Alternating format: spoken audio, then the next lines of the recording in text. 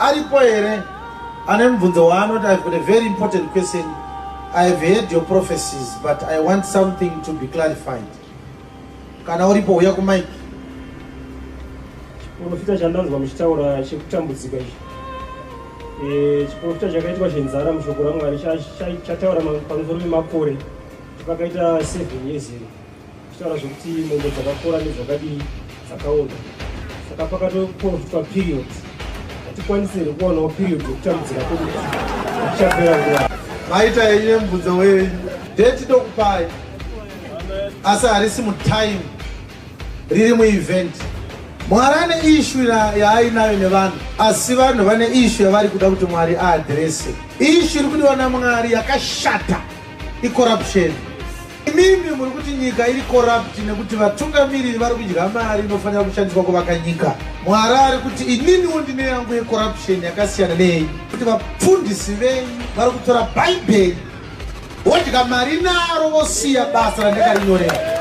Saka these are two forms of corruption dzakasiyana.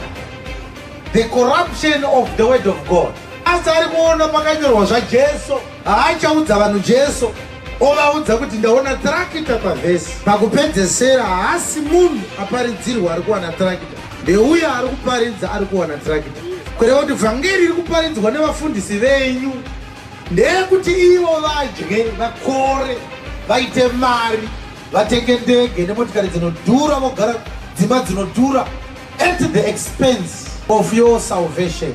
Investment yakaitwa naMwari kuti iwe uponeswe yakakosha zvokuti hakuna mari ingadyiwe napastor inganzi naMwari auya wana mari ngazvichiringana hazvo ngaachinyepa zvake. He paid for your salvation with his own life, with his own blood. Blood for blood, life for life. So the gospel, if it is not perverted, if it is not manipulated, if it is not corrupted, if it is not adulterated, amen, it is supposed to preach Christ unto the people for their salvation. The pastor is not coming with the message of Christ. Indeed, in his false message, he mentions the name of Christ. But he is not preaching Christ. He is using Christ to be a rubber stamp to justify that he is a true man of God, because he mentions the word Christ in his message. But there is no Christ in his message. There is greed, there is lust, there is envy in his message. Munenzara muvhangeri yake ari kuti receive mari in the name of Jesus. Jesu haana kumboya kuti uite mari kana pastor vako akauya kuti iwe uponeswe. Saka ndiyo corruption iri kunzi naMwari ndiyo yandinoda kuadresa. Saka yatinayo iyi vanhu vari kudya mari yehurumende, mari dzemakliniki vachidini, iri kutotiparidzira tendeukai kucorruption yeshoko raMwari. Zvekuti corruption iri kuda kunzi itange yagadzirwa, haisi yekunyika, haigadzirike ichitangira kunyika, inotangira muchechi. Jesus went into the temple in John chapter 1. He found people trading in the house of God. He made a scourge and he beat them up and he drove them out of the temple. And he says, do not make the house of my father a den of thieves or a house of merchandise. Usaite imba ya baba wangu bako remakororo. Saka iruda kutanga yatsvairwa haisi nyika kana ofisi yehurumende, ichechi. Enda unoona vanhu vese vari kunzi vabatwa vaenda kukoti ningakaba apuwa bhero. Enda unovabvunza kuti munonamata here munhu wese ane chechi yake yaanopinda. Every thief has got his own church. Kureva kuti Mwari uri kuda kutoti nyika igadzirwe nechechi. Chechi yoparidzira minister vauya kuchechi, tendeukai, poneswai, murarame sezvinodiwa naMwari. Minister vopindwa neshoko raMwari mavari vasati vaenda kuofisi, vari kumba. Pavanopinda muofisi musi wemani, Jesu anenge achitaura navo, mari ndeclinic, endesa kuclinic. Ureira harisiro clinic, usatengere nzenza imba nemari yeclinic, vanhu vanofa. Saka mabvunzo kuti kusvikira rini? Kusvikira shoko rinotendeutsa vanhu raparidza. Ndo ratakatumwa naro.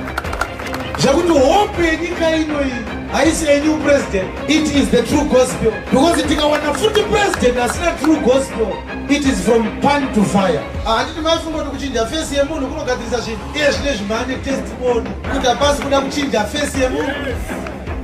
Parotodiwa kuti aripo iye achinjwe neshoko raMwari. Shoko ratiro Agabhasi akasimuka akati, kuchaita nzara ichabata pasi rose. Ndokubva munyori ati pazasi yakauya mazuva aClaudius. Kureva kuti haana kunyora makore akamira kuti akafamba kusvikira nzara yazouya. Ainyora chiitiko chakazoonekwa kuti mazuva akauya nzara ndo mazuva akapinda Claudius Caesar pachigaro chekuve empire weRome. Saka ini ndichakupai time but haisi mukalenda, iri muzviitiko. Chiitiko chiri kudiwa naMwari kuti chiitike ndechekuti nyika inzwe vhangeri yaJesu Kristu. The false gospel rochallengewa to the core without any reservation. Poni kwa vanhu vanobuda kufalse gospel vachiembrace the true gospel. In the process of those events, we shall begin to see changes happening. Because as much as we are going to be talking about maladministration, lack of proper governance, a leadership deficit, we must also acknowledge that even as the population, we have played a bigger role in the mayhem that we have in this country right now. The biggest culprit is not the politician, it is the electorate, the general population. You are the biggest culprit. Number one, vanhu vedu havasati vaziva zvakakosha zvekuti even ukanzwa kuti vanhu vari kudemonstrata, ukanzwa zvavari kudemonstratera zvacho hazvisirizvo. Our psyche needs to be reorganized. The way we think, it is very wrong. Vanhu vanokwira kombi vari 18, driver ari kumberi, conductor akamira pachidoo cheche. Unoona kuti ivo vacho vakagara kombi, one anocomplaina kuna driver kuti uri kumhanya, driver agotuka uyo ari kuti uri kumhanya. Vamwe 17 vakanyarara kusvikira kombi yakudubuka. Kana yakudubuka vanhu voti vanomhanya kunge zvinonzi vanga vari mukombi zvimumumu. Yamhanya kusvikira yakudubuka seiko patukwa uyo ati uri kumhanya uyo. Ndobva mukadai mavava mese mukatokutakura tikakurova. Dzikisa speed yako. Mukadzi anotukirirwa nahwindi asina kugeza. Vamwe varumaokuru vakaisa zvitoro mumanewspaper vachiti zvapesana handinei nazvo. Ipo panengaiti mandipfuudza mukuwasha ndati wani bus stop windoti nezvako totoburidzirai panapa kana kuti toenda neni rivhesa handirivhese ndidzosere mari handikudzosere mari. Uyo achituko mangwana ndiwe mangwana ndeuyu. Kombi nevanhu 18 inotambudzwa neiko nevanhu 2 vari kukontrola kombi. Selfishness, lack of unity, lack of love, lack of regard for other people. Iye zvino zvibhazi reuraya vanhu nezuro. Mami nevanhu driver achiovateka pakevhu kudai vava vakanyararirei. Radio chaiyo, you can't tell driver wekombi dzikiseni kuita noise. Tinoda kutaura pafoni munokudumurwa nadriver ari kuoverspeeda muchinyatsozviona indava. Driver dzikisa speed ndokurova kombi yesezi unodzwa kuti nyarara shamwari unorohwa. Mukarohwe mese here nadriver uyu ari one. Hatina common goal, common purpose. Ku-UK uku kune maZimbabweans asina mapepa ariko. Mamwe manationals, maNigerians, maCongolese kana akunzi amaziva emapepa vanoviga hama dzavo dzisina mapepa mudzimba. MaZimbabweans anoenda kunomhangarirana kuBritish police panext pangu pane mumwe hana mapepa. It's said only Zimbabweans ndo vane mbiri yekumhangarirana kumaauthority. Kunonzwa kuchinzi adhipotwa akwenyerwa nemumwe muZimbabwe. Izvozvo zvinokonzerwa nei?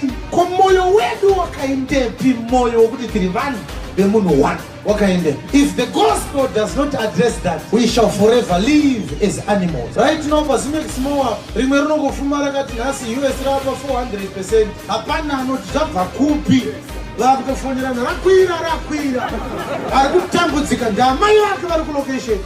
Vatumirwa $US nemwana kudzendesai mwana kuchikoro hazvichabhadhariki. Hapana hurumende ipapo umbavha huri muvanhu.